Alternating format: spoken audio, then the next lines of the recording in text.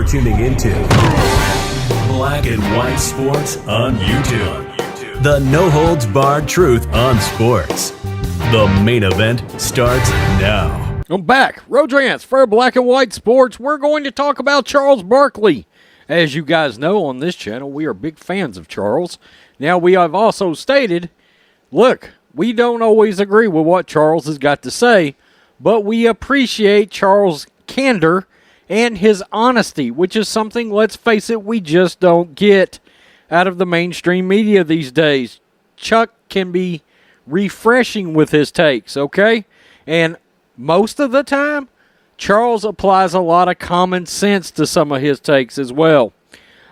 Very quickly, make sure you go check out blackandwhitenetwork.com. Today we dropped our all-new basic member plan. You can jump in.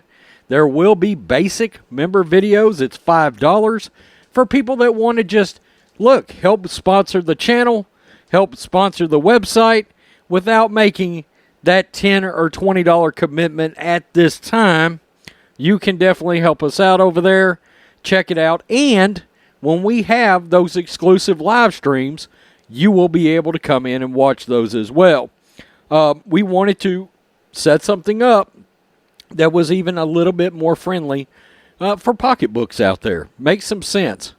Now, Charles Barkley rips the NBA for racist firing hypocrisy. Teams part ways with coaches, but they fire brothers. As of Monday morning, June 7th, there were 3 coaching vacancies in the NBA. The Boston Celtics, Orlando Magic, and Portland Trail Blazers, but none of the 3 departing coaches were, quote, fired.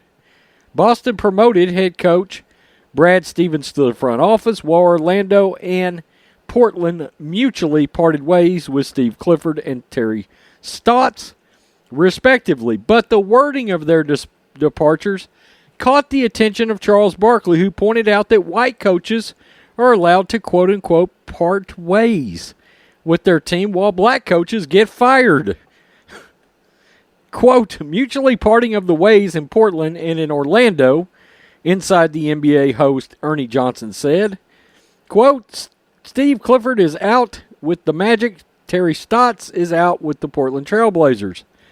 Quote, America, that means they were white, Barkley quickly intervened. Quote, they fire brothers, they don't part ways. Shaquille O'Neal and Kenny Smith laughed at Barkley's analysis, but this is not a practice that's confined only to the NBA. And I want to point this out because a lot of this is media-driven.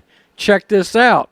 ESPN was called out for their subtle racial bias when reporting NFL coaches who were let go by their teams. The Chargers fired Anthony Lynn, who is black, but the Jets parted ways with Adam Gase, who is white. Adam Gase was a terrible coach. Just last week, Stephen A. Smith was fiercely critical of the overall hiring practices for coaches and executives in the NBA after Stevens received a promotion in Boston.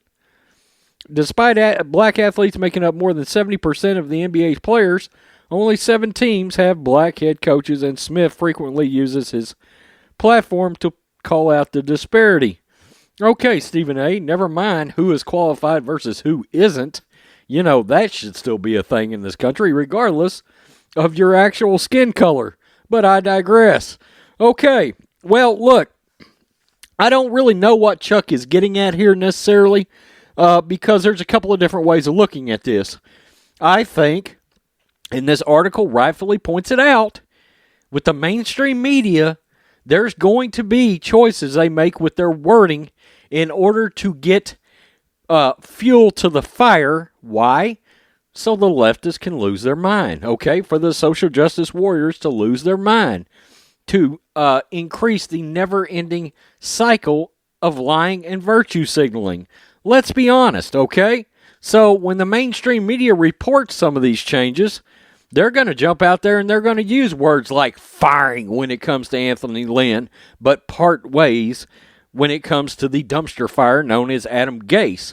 And look, to be honest with you, of the 2 coaches, I would have taken Anthony Lynn any day over Adam Gase even though Anthony Lynn wasn't doing a very good job either, okay? But you get the point.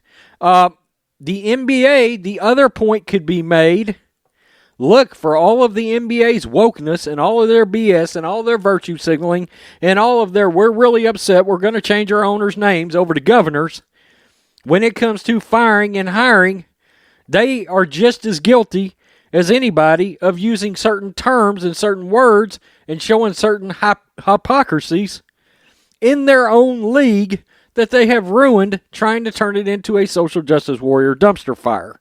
So that's another way of looking at it too. Or here's the third way, Chuck is just flat wrong. Okay, he's just flat wrong, and he's reading something into it that's not there.